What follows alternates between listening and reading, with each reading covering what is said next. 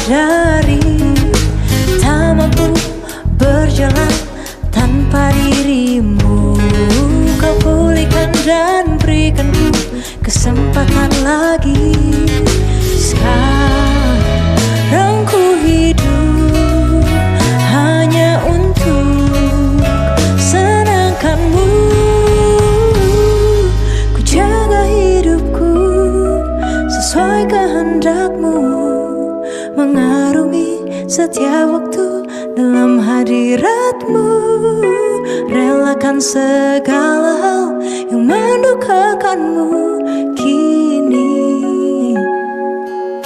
Kaulah pusat kehidupanku.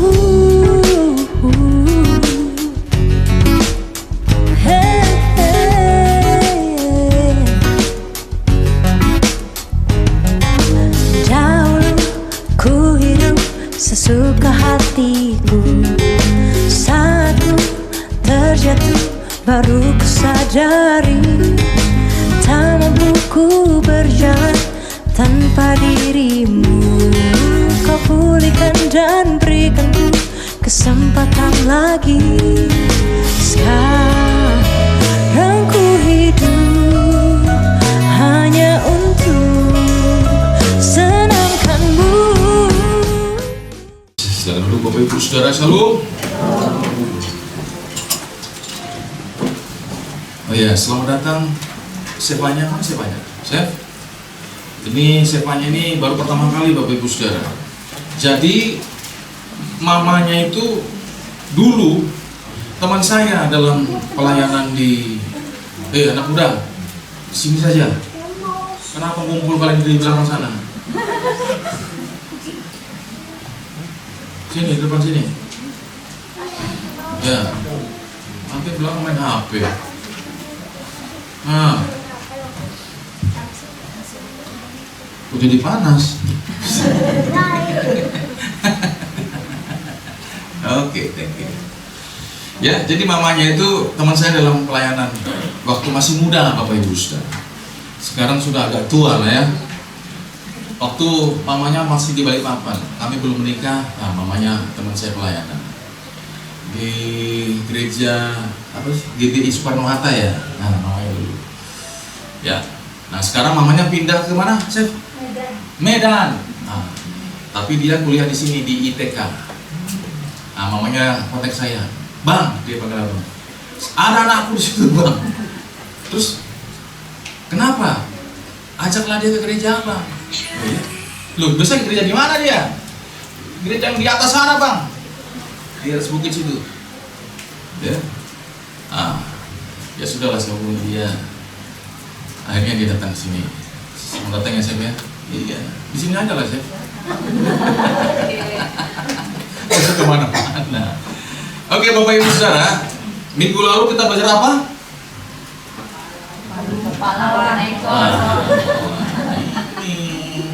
Ya kan?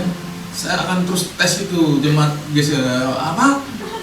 apa ya Pak ya? Nah, baru minggu lalu sudah lupa. Terus dapat apa? Makanya saya suka marah-marah, nggak apa-apa lah ya, negur-negur ya. Agar apa? Ininya berubah, ya, paham, ya kan? Dapat kebenaran firman Tuhan, Bapak Ibu Saudara. Nah, kita pagi ini belajar tentang yang saya janjikan. Itu bicara soal 5 gadis bodoh dan 5 gadis bijaksana.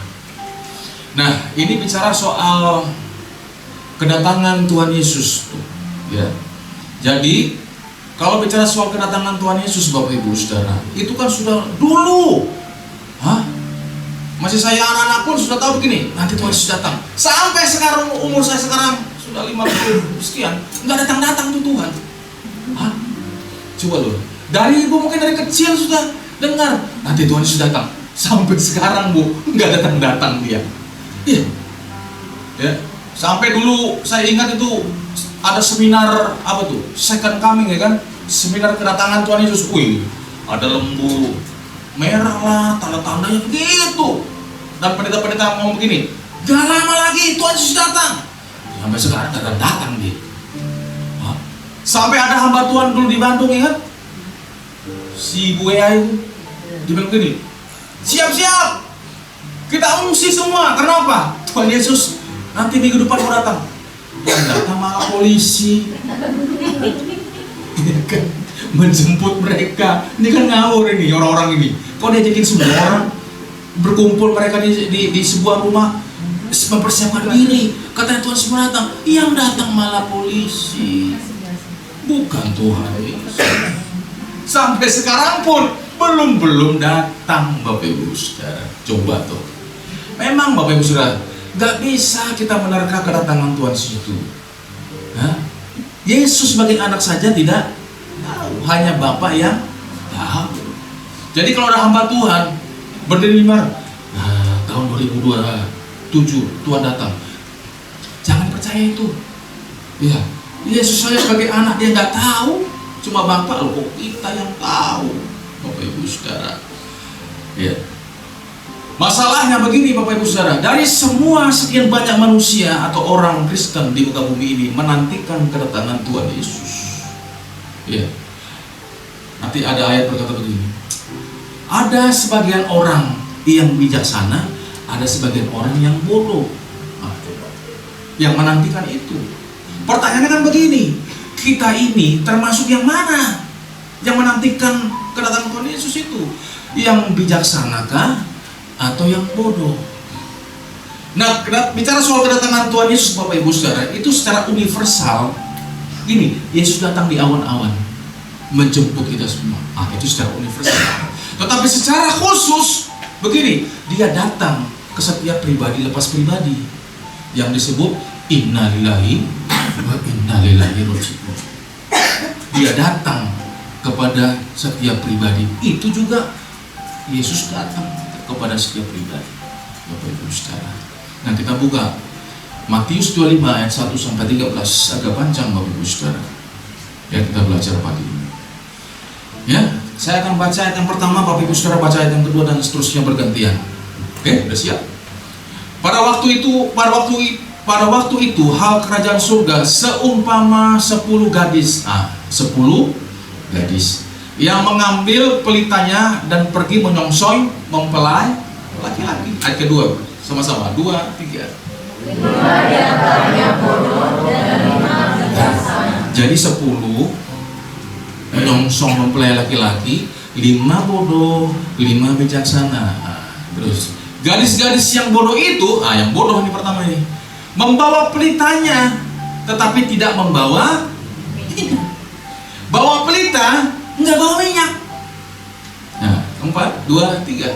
Sedangkan gadis-gadis yang bijaksana itu membawa pelitanya dan bijaksana bawa pelita, bawa minyak. Dua-duanya bawa pelita. Coba tuh. Tetapi yang bodoh enggak bawa minyak, yang bijaksana bawa minyak. 5. Tetapi karena mempelai itu lama tidak datang-datang juga. Ini seperti kita ini. Enggak datang-datang juga. Mengantuklah mereka semua lalu tertidur. Yang ke-6, 2, 3.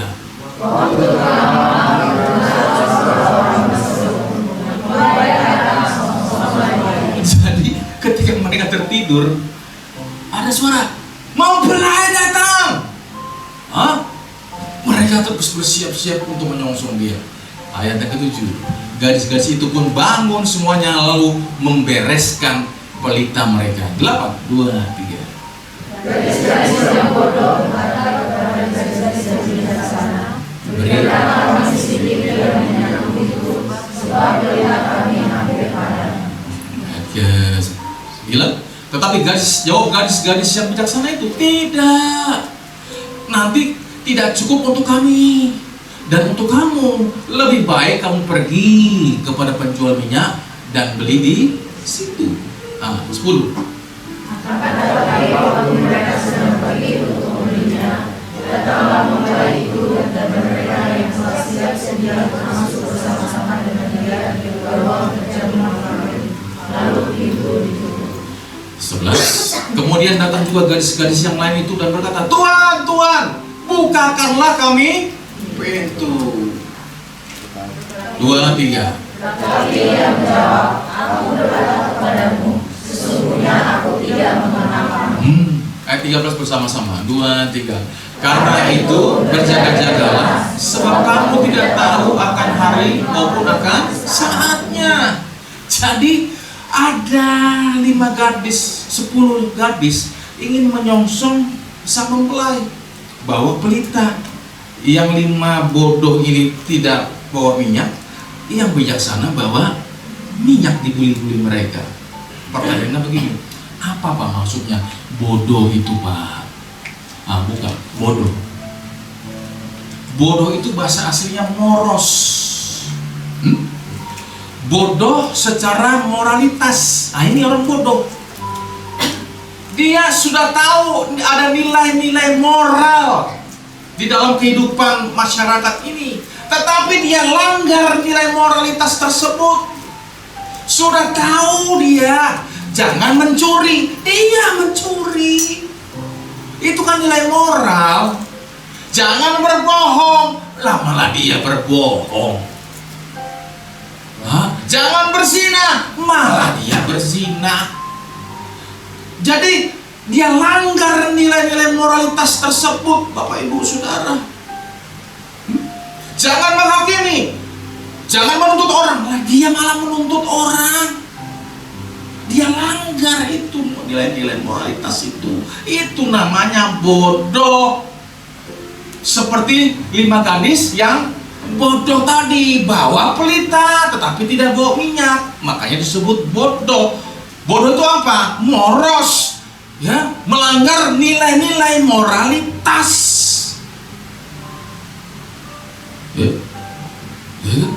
Udah tahu dilarang parkir di situ, mana parkir di situ? Udah tahu dilarang jangan buang sampah di sini, buang sampah di situ. Udah tahu dilarang jangan kencing di sini, kencing di situ Pak. Bagaimana ini? Itu kan bodoh, moros. Masih ada orang di sini pakai baju apa dia? Ya. Jangan. Engkau disebut bodoh itu karena engkau melanggar nilai-nilai moralitas. Yang kedua, kehidupan yang tidak konsisten dalam iman dan percaya. Nggak konsisten juga dia ini. Ketika doanya dijawab, wah, semangat dia, percaya dia. Tetapi ketika doanya tidak dijawab, mulai ragu-ragu dia. Tuhannya ada atau nggak sih? Lo gimana? Nggak konsisten hidupnya, percayanya tidak konsisten. Loh, kok iman dan percaya hanya begini? Engkau ditolong, engkau diberkati. Ketika engkau belum diberkati, engkau belum ditolong, terus bagaimana? Bagaimana imanmu? Bagaimana percayamu kepada dia? Masih tetap beriman atau percaya sama dia? Loh, gak konsisten Pak imannya. Tuhan, pulihkan keluargaku. Kalau belum, bagaimana? Masih percaya? Masih beriman? Bagaimana nih? Tuhan berkati pekerjaanku. Ketika Tuhan katakan belum, nanti nak. Masih percaya? Masih beriman ini? Kadang-kadang iman kita itu dipengaruhi oleh faktor luar, Bapak Ibu Saudara. Doa-doa dijawab, sukses hidupnya, berhasil usahanya, faktor luar yang mempengaruhi. Nah, jadilah seperti tokoh kita, Sadrak dan Abednego. Dia bilang begini, Tuhan, kalau aku dimasukkan dalam dapur api ini, aku nggak mau nyembah Tuhan Allah Tuhan saja. Masuk ke dapur api, nggak apa-apa. Kalaupun aku tidak diselamatkan dari dapur api ini, aku tetap percaya. Itu kan begitu. Dia tetap percaya, imannya kuat. Kalaupun gini, Tuhan, doaku belum dijawab soal keluargaku, usahaku, bisnisku, tetapi aku tetap percaya Tuhan. Pasti suatu saat Kau akan tolong aku. Itu percaya, itu iman yang konsisten. Amin Bapak Ibu Saudara. Ya jangan iman tuh nenek-nenek turun kayak yoyo. Naik lagi. Pas Tuhan datang. Pas di bawah. Bagaimana dong? Jadi iman dan percaya itu harus konsisten. Nggak boleh nggak konsisten ya, naik turun. Amin Bapak Ibu Saudara. Ya, itu moros, bodoh, iman yang dan percaya yang tidak konsisten. Nah, apa doa-doamu yang belum dijawab oleh Tuhan? Apa? Usahamu kah? Keluargamu kah? Bisnismu kah? Studimu kah? Apa? Konsistenlah. Kalau Tuhan belum jawab, tetap percaya, tetap beriman. Itu yang kedua. Yang ketiga apa? Tidak bertuhan. Nah, banyak orang beragama. Nah, beda beragama dan bertuhan. Beda. Kalau beragama itu begini, melakukan syariat-syariatnya. Datang hari Minggu, nyanyi-nyanyi, kasih persembahan, dengar khotbah, pulang. Minggu depan lagi datang ibadah, nyanyi-nyanyi, kasih persembahan, dengan khotbah, pulang. Itu beragama. Bertuhan nggak begitu. Bertuhan itu begini, menghidupkan kehidupan Tuhan Yesus dalam kehidupanmu di setiap hari hidupmu. Makanya di sini diajarkan ketika kita pulang, kita ngomong apa? Selamat beribadah. Kalau kau masuk ke sini belum beribadah, itu masih sebagian saja. Sebagiannya beribadah di luar sana. Ketika engkau di keluargamu, pekerjaanmu, usahamu, kampusmu, studimu, sekolahmu, disitulah engkau beribadah. Disitulah membuktikan bahwa engkau ini bertuhan, bukan beragama. Kan begitu. Lah, di sini kan susah, pakai sayap semua kan? Ya, kudus semua di sini. Oh, kalau lihat orang mau kudus, datang ke gereja. Wah, itu bahasanya, Shalom Pak, berganti Pak, puji Tuhan, haleluya, hosana, syukur Pak. Coba di luar, setan kamu ini, babi, hah? Lucu Pak, kurang ajar. Bagaimana? Sialan. Duh. Kok jauh? Di sini haleluya Pak, Shalom, puji Tuhan, sialan, setan, bangke, bangsat. Ya. Kan begitu kita kadang-kadang ini. Kenapa? Kita ini bukan bertuhan, tetapi beragama Pak. Nah, itu disebut bodoh. Jangan bodoh. Suka disebut bodoh Bapak Ibu Saudara? Kan enggak dong. Ya. Yang keempat, kelakuan jahat. Pokoknya kelakuannya jahat aja. Ngomongnya jahat.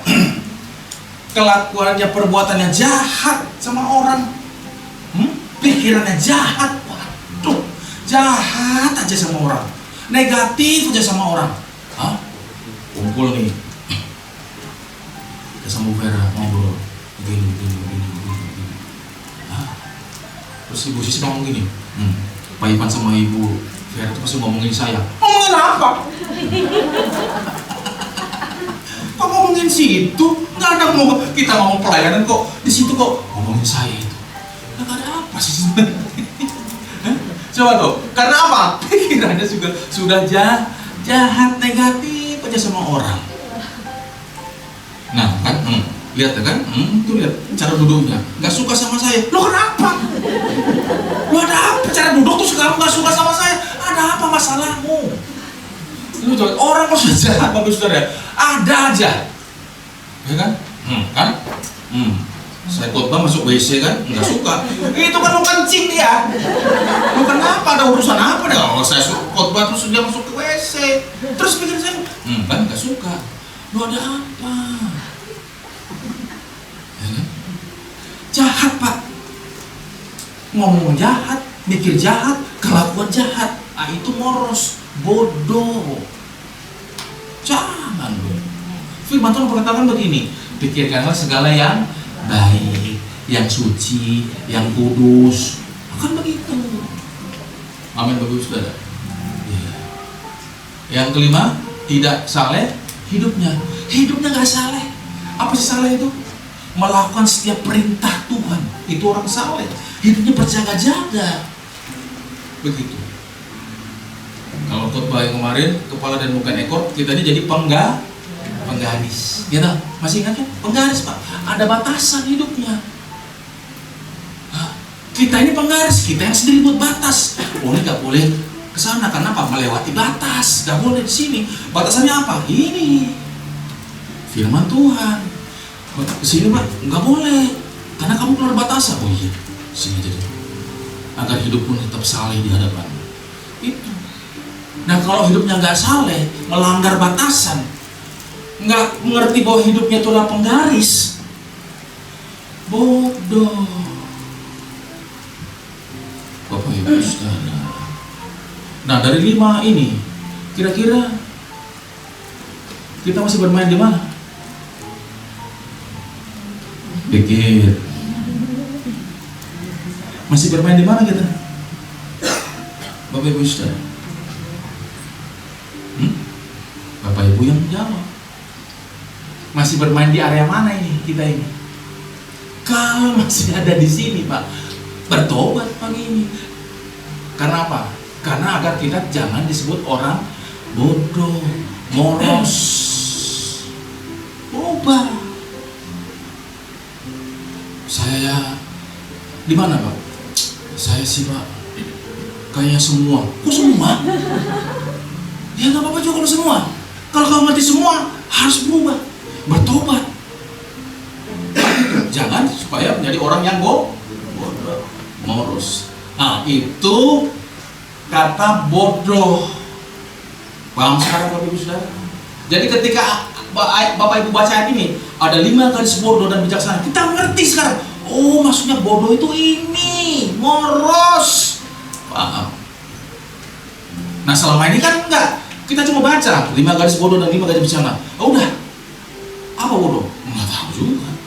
Apa bijaksana? Nggak tahu juga. Nah di sini diajari biar cerdas. Amin Bapak Ibu Saudara. Yeah. Nah sekarang bijaksana. Bijaksana itu pronimos. Nah, dicatat. Bulan depan kita ulangan Bapak Ibu Saudara. Ya, pronimos. Apa artinya pronimos? Orang yang berkelakuan sangat hati-hati. Jadi begini, kamu ini bijaksana. Kenapa? Karena kelakuanmu itu sangat hati-hati. Kamu jaga hidupmu dengan sangat hati-hati. Makanya kamu disebut orang yang bijaksana. Nggak sembarangan hidupmu, nggak sembrono hidupmu, nggak ngomong sembarangan, nggak berpikir sembarangan, nggak berkelakuan sembarangan. Tetapi gini, kamu sangat hati-hati dalam menjalani hidup. Makanya kamu disebut orang yang bijaksana. Itu. Nah, kita kan enggak. Seperti kuda itu dilepas dari apa tuh? Kandang. Wih. Ke sana ke sini lari-lari. Jangan, Pak.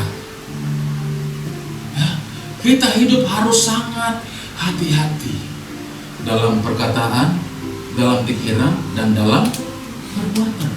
Harus sangat hati-hati. Nah, kita kan enggak. Ngomong dulu baru Bu, Pak, ngomong dulu baru mikir. Ah, itu kita. Calon.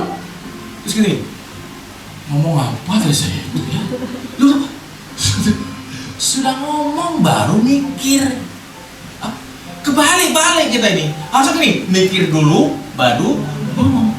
Kita kan enggak. Ngomong dulu baru mikir. Bertindak dulu baru mikir. Aduh, salah lu. Coba tolong Ibu Saudara, kebalik-balik. Nah, orang yang sangat berhati-hati, ketika dia mau bicara, dia pikir dulu. Mikir dulu. Jangan, usah jangan. Kan begitu. Mau posting sesuatu di Facebook, sudah mau ditekan posting. mikir dulu, aduh ini berguna nggak ya? Enggak, usah, jangan. Nah saya lucu loh lihat orang-orang ini gereja nih ya, anak Tuhan ini. Ada seorang ibu begitu, gereja kita yang lama. Saya lihat ketika dia nyanyi di gereja, dia biasa aja dia, ya ekspresinya biasa. Tetapi kalau di Facebook joget-joget loh, gini. Nah, ya begitu lihat. Nah kan begitu, ya kan? Ada yang tahu itu orang itu. Begini. Kenapa kau nggak di gereja begitu? Kenapa di Facebook kau begitu? Begini. Gini. Ya ampun. Ibu-ibu sudah tua. Saya kalau Mami Helena begitu ya.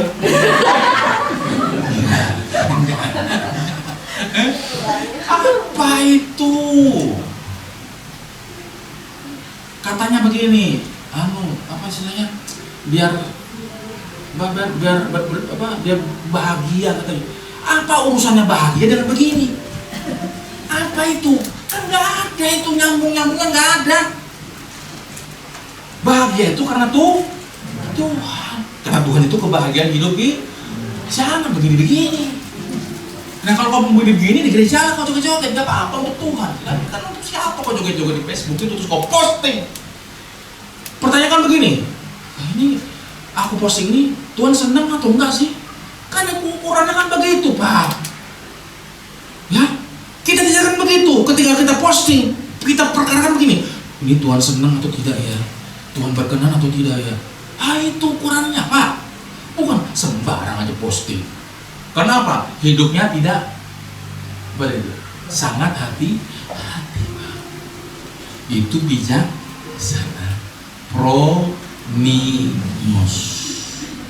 Makanya jemaat GSKP Basilia, hati-hatilah dalam menjalani hidup. Jangan sembarangan lagi. Jangan suka-suka hati lagi. Aku? Loh kok aku? Kan harusnya Tuhan sudah. Kok masih aku? Tuhan dong. Amin Bapak Ibu. Iya. Makanya ibu-ibu di sini yang suka-suka main Facebook, hati-hati. Saya pantau itu. Ini jemaat mana ini? Basilia ini. Siapa ini? Nah kalau gini jangan joget-joget begitu. Masih jemaat yang sana, ya biarin aja. Biarin aja. Gembalanya aja nggak nunggu. Masa kita nunggu? Nanti bilang, kamu siapa? Nah kan ini susah juga kita. Padahal saya pengen gini. Saya pengen ngetik. Apa itu Bu? Kan begitu. Ya. Masa biar aja begini terus dia. Biar aja sudah. Kalau dia memang suka begitu ya begitu aja, nggak apa. Yang penting jemaat Basilia jangan begitu. Ya, harus hidup dengan sangat hati. Orang yang berkelakuan sangat hati-hati. Itu bijaksana. Nah, jadi paham sekarang. Dengan 5 gadis bodoh dan 5 gadis bijaksana. Nah, kita yang ada di mana? Main di mana kita?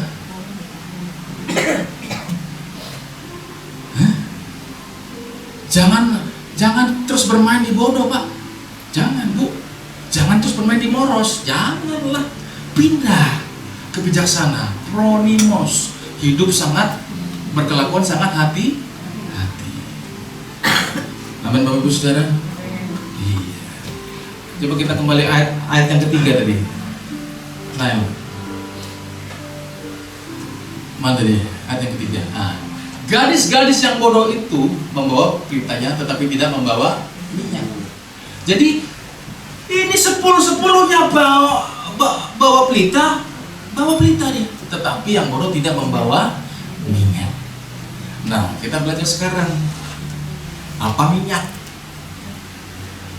Bukan ya. Minyak itu elayon. Apa artinya? Kehidupan yang murni. Nah, itu minyak. Ya, minyak itu sebagai bahan bakar Bapak Ibu Saudara untuk pelita. Nah, jadi minyak di situ kehidupan yang murni. Kalau hidup kita nggak murni di hadapan Tuhan, Pelita itu nggak akan mungkin menyala. Sudah padam itu pasti sudah. Redup, habis redup padam. Itu. Karena apa? Minyak itu jadi bahan bakar sehingga pelita menyala. Tetapi kalaulah kehidupan kita tidak menghasilkan kehidupan yang murni di hadapan Tuhan, makanya kehidupan kita pasti padam. Makanya firman Tuhan berkatakan begini, kamu adalah terang. Amin. Iya. Bukan begini, kamu mempunyai terang. Bukan, kamu adalah terang. Itu identitas yang diberikan Tuhan kepada kita.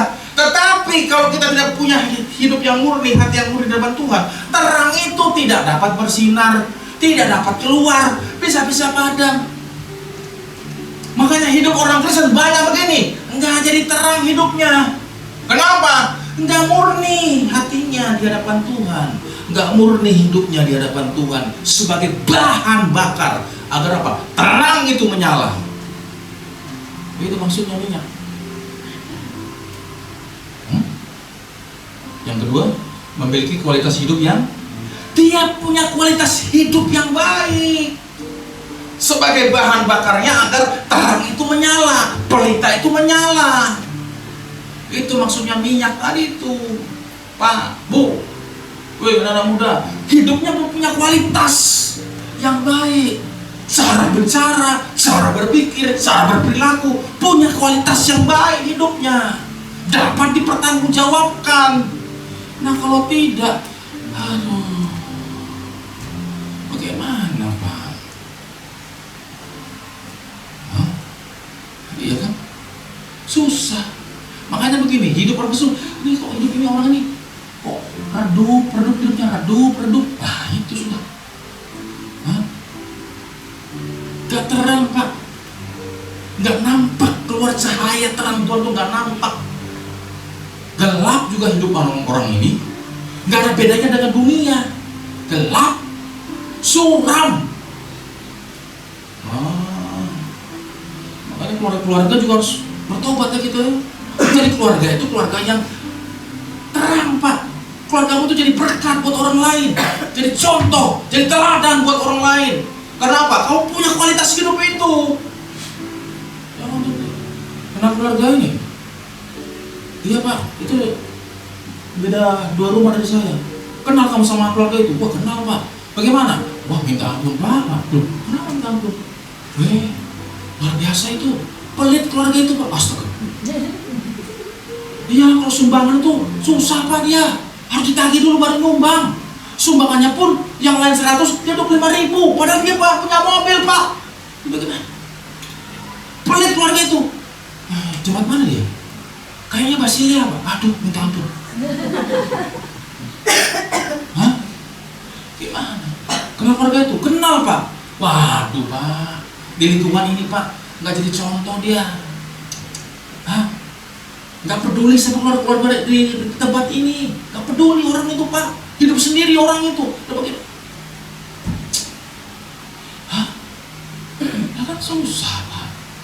Katanya Kristen, tapi hidupnya tidak punya kualitas. Gimana Bapak Ibu sekalian? Yang ketiga, bebas dari kontaminasi. Minyak pelita bisa menyala kalau bebas dari kontaminasi. Kalau ada endapan-endapan, gak bisa nyala dengan baik pelita itu karena ada kontaminasi. Nah begitu pun dengan hidup kita. Kalau hidup kita masih ada dosa dan pelanggaran yang masih kita simpan Pak dalam hidup kita, yang istri kita nggak tahu, suami kita tidak tahu, orang tua kita tidak tahu, kita simpan, jangan sampai tahu. Itu kontaminasi hidupmu. Gak bisa jadi terang kamu Pak. Gak boleh. Dosa harus dilepaskan, ditinggalkan dosa itu. Agar apa? Pelitamu menyala, terangmu bercahaya kembali. Nah kalau masih ada dosa, pelanggaran yang kau simpan sehingga orang-orang terdekatmu tidak tahu, masalah kan Tuhan tahu. Gimana dong? Kita simpan. Hah? simpan-simpan sendiri. Lah, iya, orang-orang mungkin pada nggak tahu, tapi kan Tuhan tahu. Ada saatnya Tuhan bisa bongkar itu. Itu bagaimana? Pak, jadi kontaminasi. Pelita tidak bisa menyala. Bongkar dosa itu, tinggalkan dosa itu, ngaku sama Tuhan, ngaku sama istri, ya kan? Iya. Ngomong di kantor atau di mana ada rezeki dapat 1 juta. Nah, kita mulai kan suami kan kasih semua nggak sama istri ini ya? Nah, kasih 500 aja dah, 500. Bisa tanya, puji Tuhan Pak, 500.000 ya? Iya 500, padahal 1 juta. 500-nya dititip. Masukin, kan nggak boleh Pak. Pak Eko kasih semua Pak ya? Hah? Nggak boleh. Nah, kalau saya kumpul-kumpul dengan tim teman-teman marketing di perusahaan itu, iya bro, kalau kita dapat rezeki itu jangan dikasih istri semua. Saya tanya, maksudnya? Iya, jangan dikasih istri semua dong. Kita juga harus pegang. Jadi kalau kita dapat 1 juta, kasih aja 500 buat istri, 500 buat kita pegang sendiri. Terus kamu ngomong apa sama istrimu? Bilang aja 500 kita dapat. Loh, saya bilang saya nggak begitu. Saya sama istri saya kasih semua. Saya minta sama dia. Kayak anak sekolah saya ini. Yang teratur dulu. Hah? Iya, saya nggak ada itu punya begini maksudnya. Aduh, bagi dua, enggak, kasih. Itu Pak, agar tidak ada kontaminasi Pak dalam hidup ini. Iya, bagus. Nah, ketawa-ketawa di belakang kan? Kamu ya Pak ya? Iya, ayo. Iya. Karena kalau satu kali tidak jujur, berikutnya pun bisa tidak jujur. Masalah uangnya tidak jujur, pasti ada hal yang lain juga bisa tidak jujur. Jangan buat kontaminasi Pak dalam hidup ini Bang. Kenapa? Pelitamu nggak nyala, terang kamu. Akibatnya apa? Bodoh kamu. Nah itu sudah. Ayo kan? Iya. Terus, paham sekarang Bapak Ibu Saudara? Iya. Ayat yang ke-8. Nayam. Saya mau terus ya. Luar biasa ngomongnya. Kalau kau main menyanyi juga di. Jangan serius gitu. Ayat 8. Gadis-gadis yang bodoh berkata kepada gadis-gadis yang bijaksana, berikanlah kami sedikit dari minyak itu sebab pelita kami hampir padam. Hampir padam itu maksudnya begini Bapak. Ini sudah. Ayo nih. Ya. Iya.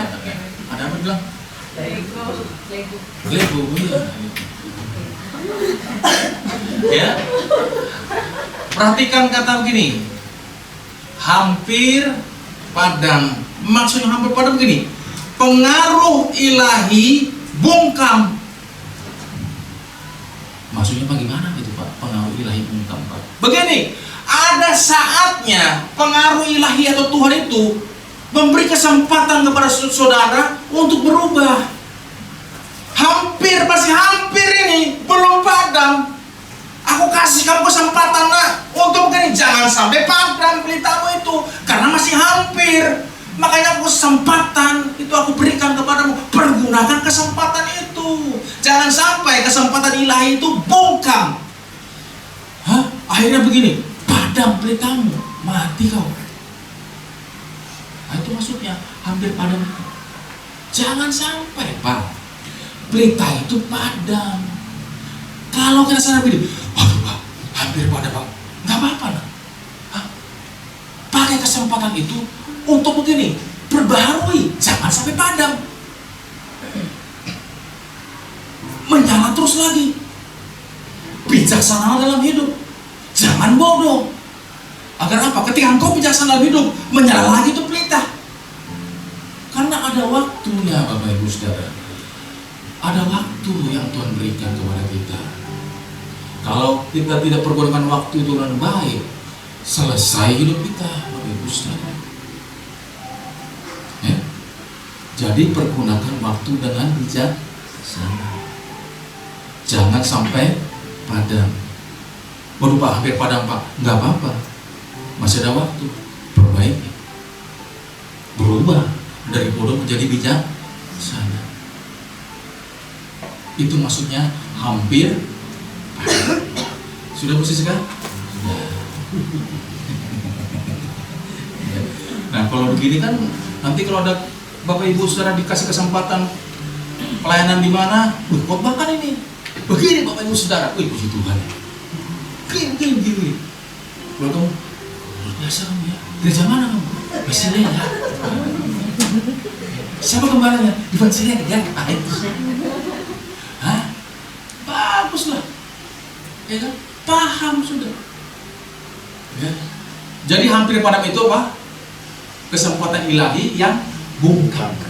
Jangan kesempatan yang Tuhan beri, maksudnya kita sia-siakan. Jangan, Bapak Ibu Saudara. Jangan. Ingat pelajaran kita point of no return? Apa Pak? Point of no return. Kalau seperti kurva begini, Bapak Ibu Saudara. Kalau terus begini, baik, bijaksana terus begini. Satu titik, dia nggak bisa turun lagi, menjadi jahat nggak bisa lagi, menjadi bodoh nggak bisa lagi. Dia tetap bijaksana. Tetapi kalau ke bawahnya bodoh.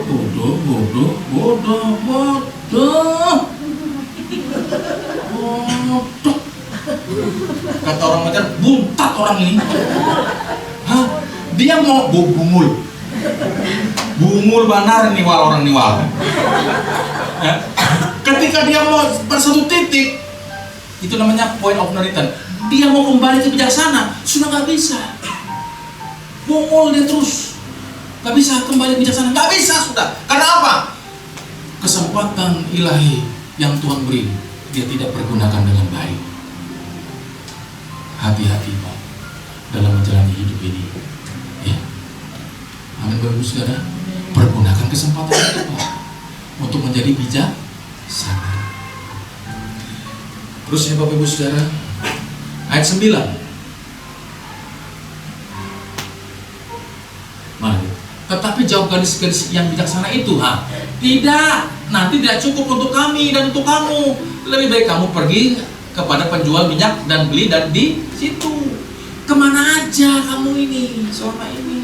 Apa yang kamu lakukan? Kok kamu gak bawa minyak? Kok kamu gak persiapkan hidupmu? Kok kamu gak berjaga-jaga? Kok kamu gak sangat hati-hati dalam hidupmu? Kemana aja? Ke gereja tahunan dengan kebenaran banyak ribuan. Kemana aja kamu? Kok kamu gak persiapkan minyakmu? Kemana aja? Loh, jemaat ini sudah berapa tahun kau dengar kebenaran, kok kamu gak persiapkan minyakmu? Lu gimana? Kemana aja Pak? Hati-hati ya Pak ya. Hati-hati kok dalam menjalani hidup ini. Jangan ketika hidup ini tidak persiapkan. Masalahnya kan kita nggak tahu sampai kapan hidup ini, betul Bu ya? Iya. Ya Pak Andi. Pak Andi kan mau sebelum berapa? 80 Pak? 2 kali. Saya ngomong sama istri saya, Pak, apa? Panjang umurmu ya, sampai kapan panjangnya ini? Ya kan? Ya iya, saya kan nggak mau umur 80 tahun, aduh susah Bu. Sekarang aja sudah gilu-gilu Pak Wali. Jalan sedikit, aduh capek, kan begitu. Karena usia sudah lah. Iya. Dulu ketika saya jalan jauh-jauh ke site sana, kuat saya. Wih, itu naik mobil itu berjam-jam kuat. Sekarang nih, tahun. Aduh pinggang, aduh. Pijat dulu. Nah, begitu sudah. Karena memang faktor usia, Pak. Dikit-dikit masuk masuk. Kena kipas sedikit, masuk.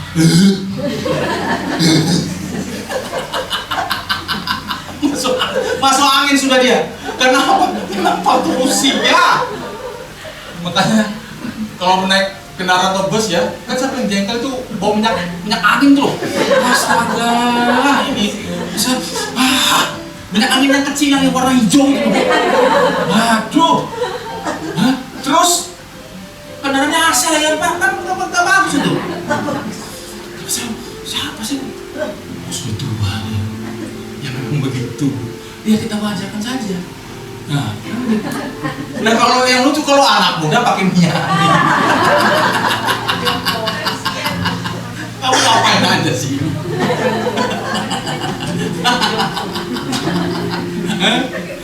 Pakai minyak wangi lah. Kok minyak angin? Iya. Nah kalau di bestseller ini lucu baru saudara. Karena khususnya untuk Yosef sama si siapa Yefta. Setiap kesini harus dicek sepatunya. Yefta, iya Pak, cek sepatu.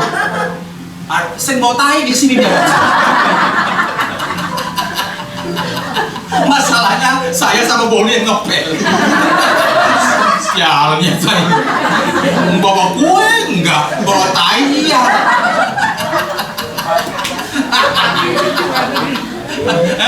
Iya kan? Dan lucunya, mereka ini sering berdua.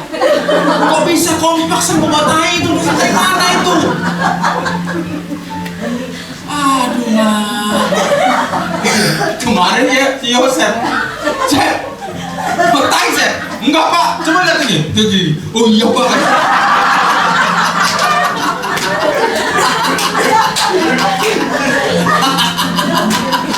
Waduh, nah, kok kesini nih bawa kue, jangan bawa tai. Sembarang aja. Aduh, ya Bapak Ibu Saudara, ya kemana aja kita Pak? Sudah tahunan kita ikut gereja, ribuan kita dengar kebenaran, tapi kok nggak persiapkan niatmu? Kemana aja Pak? Ya Bapak Ibu Saudara, hati-hati dalam menjalani hidup. Terus dia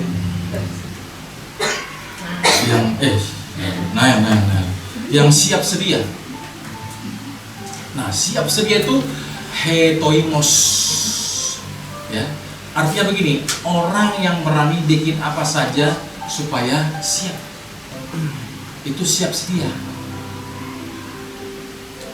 Gadis bijaksana 5 ini, dia siap sedia minyaknya. Disimpan dalam buli. Gitu. Dia siap sedia. Maksudnya siap sedia itu begini. Hetoimos. Orang yang berani bikin apa saja supaya siap. Dia berani bikin apa saja. Dia bayar harga untuk begini, agar hidupnya siap sedia.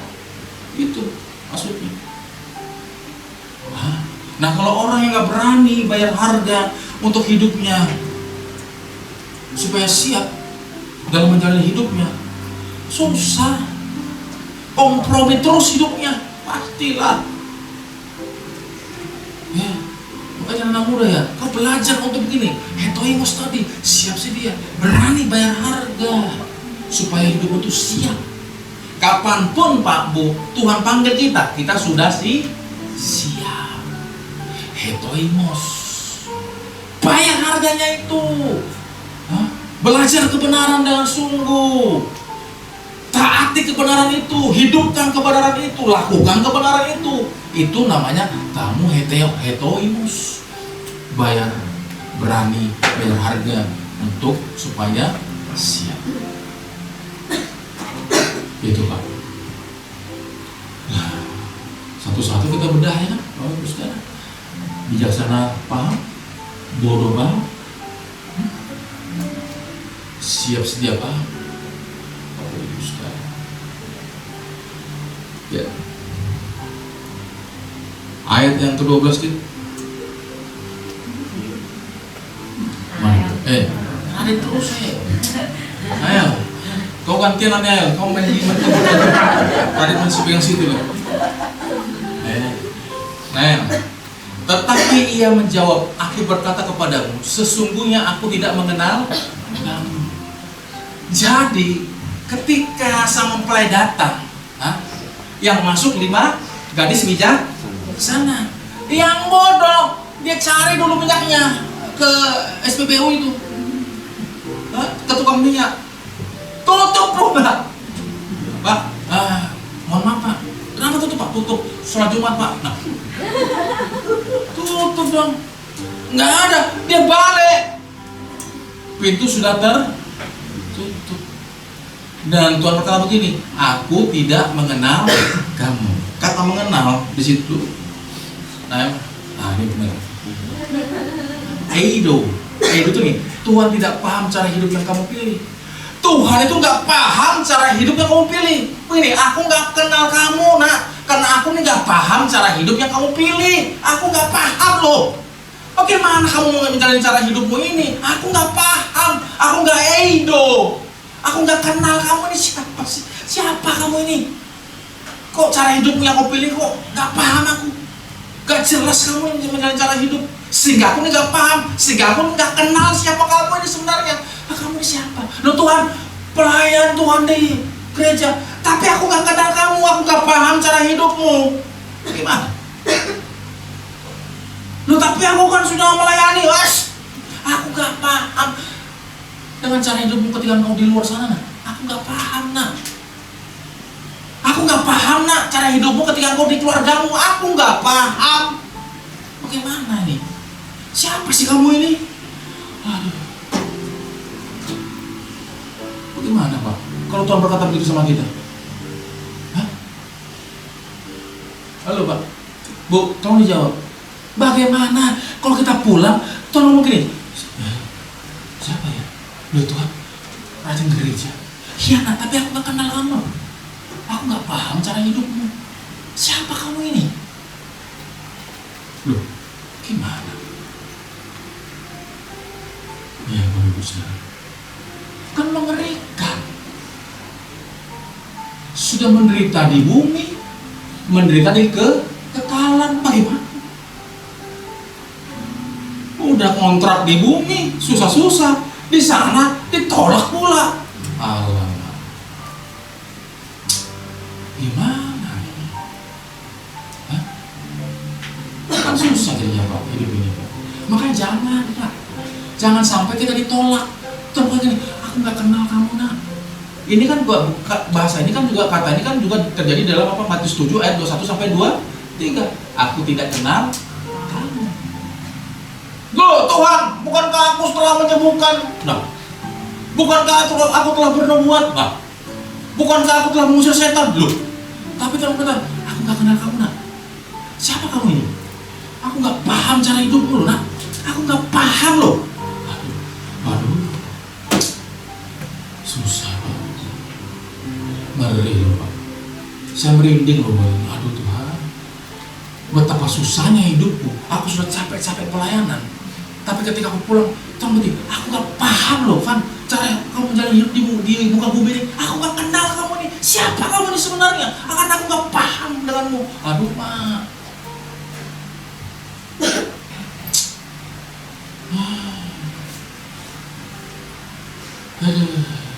Jangan sampai ya Bu. Kata orang amit-amit jabang alay. Jangan sampai.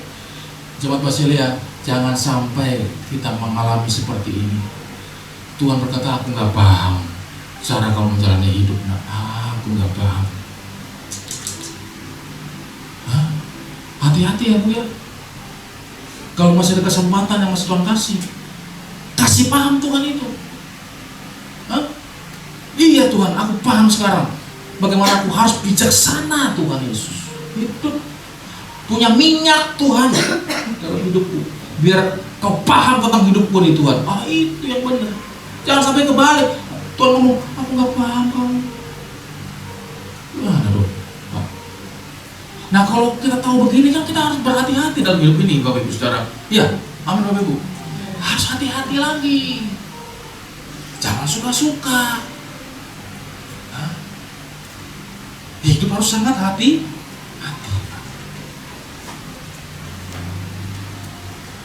Itulah yang dimaksud Bapak Ibu Saudara di dalam Matius 25 ayat 1 sampai yang ke-13. Bodoh, bijaksana, minyak, siap sedia. Paham sekarang? Mari kita berjuang bersama-sama Bapak Ibu Saudara di sisa hidup ini agar kita didapati Tuhan menjadi orang-orang yang bijaksana, yang punya minyak murni hati kita, nggak jahat sama orang, baik sama orang, Pak. Sehingga apa? Tuhan nanti paham mengenai hidup kita, Bu. Jangan kebalikan, nggak boleh dong. Amin, Bapak Ibu Saudara. Disinilah tempatnya kita belajar bersama Bapak Ibu Saudara untuk membawa hidup kita ini, kata Pak Ers begini, pindah ke langit baru dan bumi yang baru. Itu ini kan, bumi ini kan bukan tempat kita, bukan rumah kita, Pak. Sementara, amin Bapak Ibu Saudara. Apalah umur ini, usianya apa? Mau sebanyak apa yang bisa kita genggam, Pak? Nggak bisa. Kita suatu saat kita pasti lepaskan itu. Apa? Seberapa banyak uang yang bisa kita genggam? Ketika kita sudah di ujung maut, ya lepas juga. Lepas. Yang bisa kita pertahankan Bapak Ibu Saudara, hidup yang semakin berkenan di hadapan Tuhan. Itu modal kita, Pak, untuk sampai ke rumah Bapa nantinya. Sampai berjuang Bapak Ibu Saudara ya, di jemaat-jemaat yang kuat, menjadi jemaat-jemaat yang bijaksana, jangan jadi jemaat yang bodoh, moros, harus pronimos, bijaksana, hidup sangat hati-hati. Tuhan berkati Bapak Ibu Saudara. Mari kita bersama-sama. Bila selama ini, bila selama ini ku hidup berkenan di hadapan.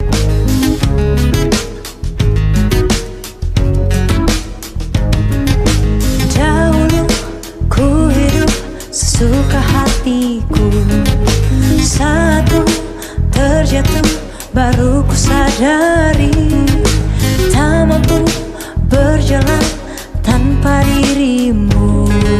Kau pulihkan dan berikan ku kesempatan lagi. Sekarang ku hidup hanya untuk senangkanmu. Ku jaga hidupku sesuai kehendakmu, mengarungi setiap waktu dalam hadiratmu. Relakan segala hal yang mendukakanmu kini. Kaulah pusat kehidupanku.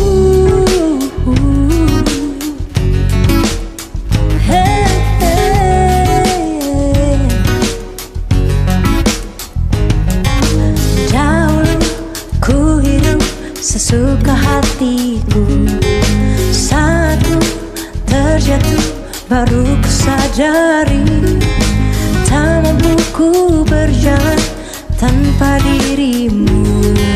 Kau pulihkan dan berikan ku kesempatan lagi. Sekarang